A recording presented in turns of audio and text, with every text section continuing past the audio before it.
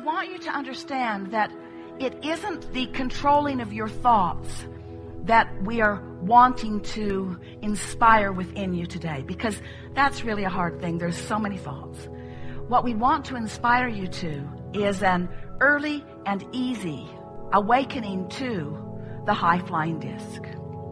Before you leave this room today, we want you to feel as sure as we are about you that you have the ability to get on it and to maintain it mostly.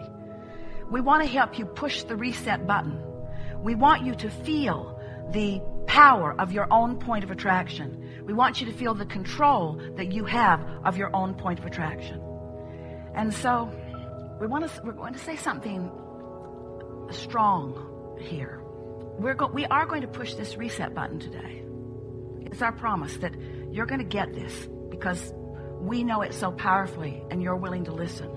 And in the hours that we are together, you will find resonance with your point of power. But we want you to know that it only lasts a day, because tomorrow you have to get on that high-flying disc again. And the next day, you want to get on that high-flying disc again. So, and we want to say to you that you were born on it. You were born. How do I get on the high-flying disc? Well, you were born there. I know, but that was a long time ago. Now how do I get on it? Well, you have the potential of being on it every morning, unless you remember something unpleasant from yesterday, and that's, in other words, when you wake up, what disc do you jump on? Oh yeah, I gotta go to work. Yeah. Gonna be a lot of traffic today. Better hurry. Oh, it's gonna be hot again today. Or maybe you wake up into a household full of confusion, and you just want to pull the pillow over your head and not get up. We want you, before you go to bed or before you go to sleep, to pre-pave your morning and say to yourself, in the morning, I'm going to get up, I'm going to wake up on the high-flying disc, and I'm going to acknowledge that I'm there, and I'm going to milk it as best I can. Now, you might not make it till breakfast. You might not even make it till you get out of bed. Esther has begun saying, she's been doing this for about 6 weeks now, and after about day 20, it became really, really easy to do. And she began saying to herself, oh, I'm awake. Sort of a startling and profound announcement to herself. I'm awake. For a while she'd say, damn, I'm awake. I'm awake. I'm awake. Am I going to go back to sleep? Because sometimes she has the luxury of doing that. Or am I going to get up? Now, this was an important thing for her to acknowledge, because if she's going to go back to sleep, she doesn't want any thoughts to get going, except thoughts of slumber. But if she's going to get up, she wants to make sure that the thoughts that she's thinking are thoughts that will be valuable to her. She wants to make sure that they are high-flying thoughts. And so usually she begins with some strong statement of appreciation of something that's very easy for her to appreciate. It doesn't take much. It only takes 17 seconds in order to begin your day. You've been saying for a long time, or maybe they've been saying for a long time before you got here, or maybe none of you have ever said this before in your life. Getting out of bed on the right side, or getting off on the right foot. That's what we're really talking about. Establishing your vibrational point of attraction first. Because we want you to understand that if you choose it first, it's so easy to get that positive momentum going. But if you wait until you've, without meaning to, by default, picked up and carried over some negative momentum, then it's harder for you to shift from that negative momentum. Law of attraction is the perpetuator of momentum. But you get to choose the direction of your momentum. And most of you are not doing that deliberately. You're just letting conditions that surround you that you might be observing be the reason for the momentum getting going. And then law of attraction just keeps it going until you hear someone like us say you create your own reality, and you say, that can't be true. If I really got to create my own reality, I would create a different reality, Abraham. And we say, you may very well want to create a different reality, and you absolutely have the ability to do it, because there is nothing that you cannot be or do or have. You have the ability to get the momentum going. You have the ability to keep the momentum going. You have the ability to know when the momentum is in the direction that you don't want. You have the ability to slow unwanted momentum. You have the ability to speed wanted momentum. You have the ability to do all of it. You've just got to understand how you do it. And you have to understand momentum. We think you understand momentum, don't you? Have you ever sort of been a little ornery and made a comment and someone picked right up on it? Someone on the ornery disc with you. And then off you go. Now you're remembering things you haven't remembered in a long time. You're telling stories that you haven't told in a very long time. And this person is extracting stories from their past and now you've got a really good ornery meeting going. You could really feel the momentum of it. And then what happens when some bright-eyed, shiny person comes into the room and you've got that kind of momentum going? They either get sucked in with you, depending upon how stable they are in their own vibration, or they bounce right off of you, depending upon what they've got going. And that's what we are wanting you to do. We're wanting you to prepare yourself by getting on the high-flying disc and staying there and practicing it more throughout the day, and then recognizing the power of the momentum that you have going. Once you get some of that momentum going, you're going to begin to notice the ramifications of momentum. And those ramifications are what you want to call materialization. You want to call it manifestation. We like calling it actualization or demonstration.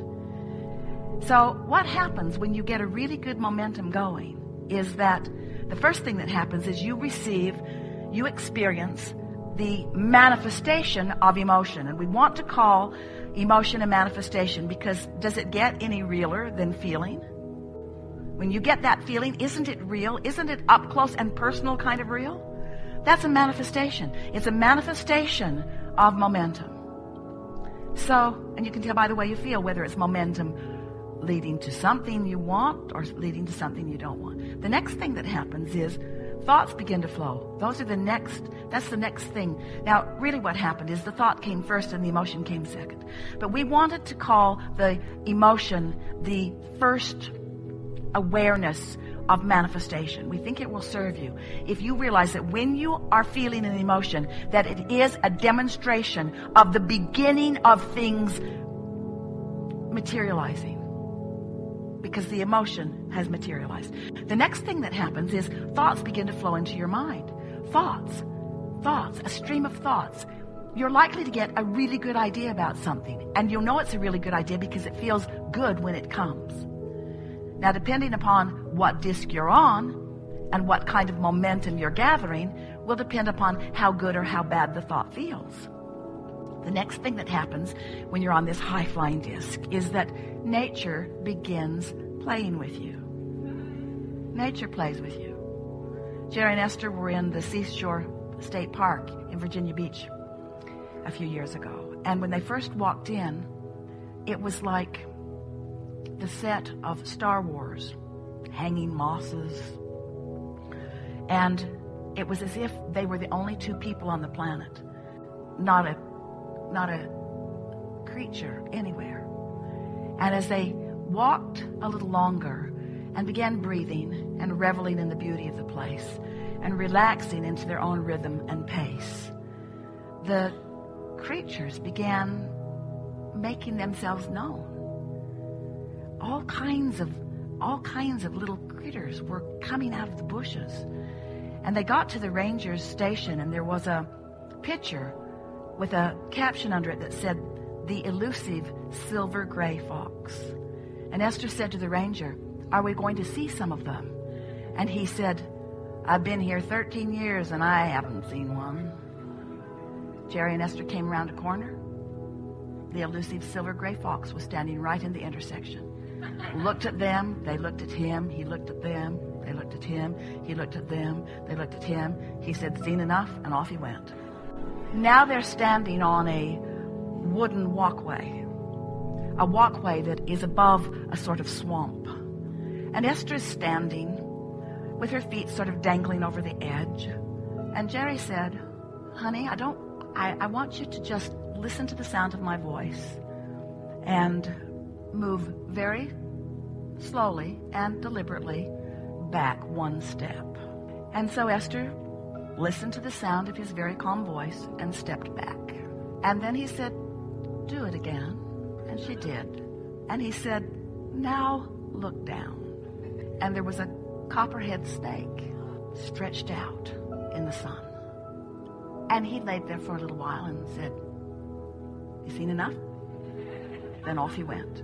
So Now Jerry and Esther back at the ranger station, and Jerry said, "Did you know you have copperhead snakes?" And the ranger said, "No, we don't have any copperhead snakes." And Jerry said, "Well, you do now."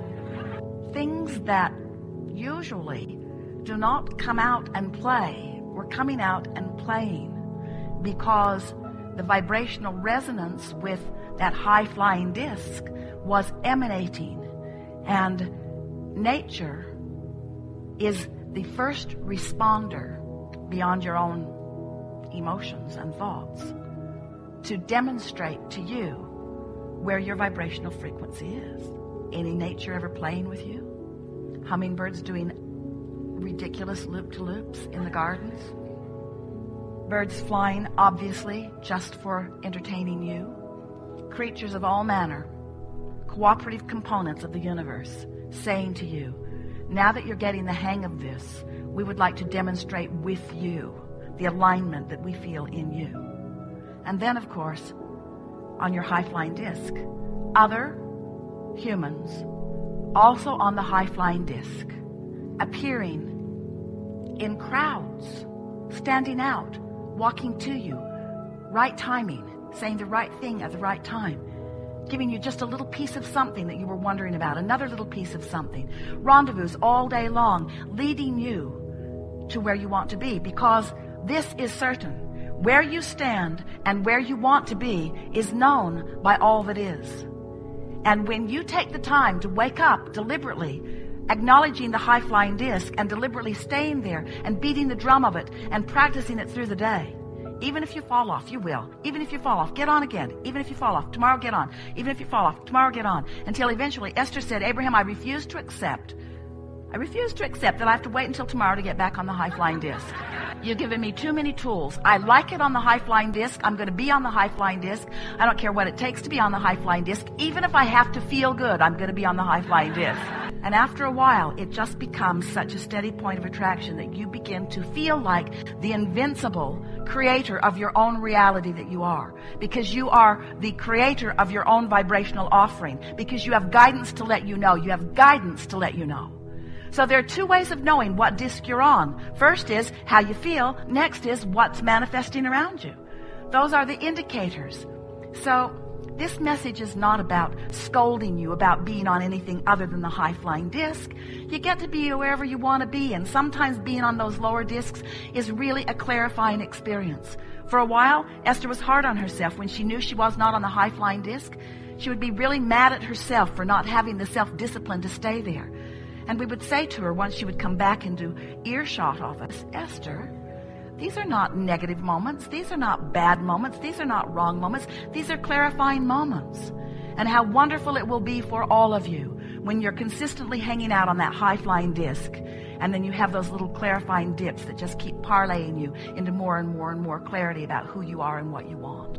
Life is supposed to feel good to you. And it's not supposed to feel good later. It's not about planning that vacation or looking forward to retirement or waiting for your dream mate or your dream home or your dream vacation. It's not about waiting for something good to happen. It's about being in a place that the good stuff can rendezvous with you right now, you see.